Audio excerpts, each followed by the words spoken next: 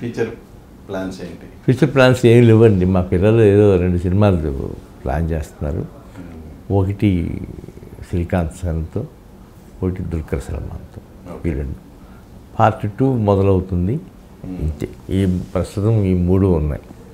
వీటిలో బిజీగా ఉంటారు. పార్ట్ 2 ఎప్పటి నుంచి ఉండొచ్చు? ఈ ఇయర్ ఎండింగ్ మొదలు.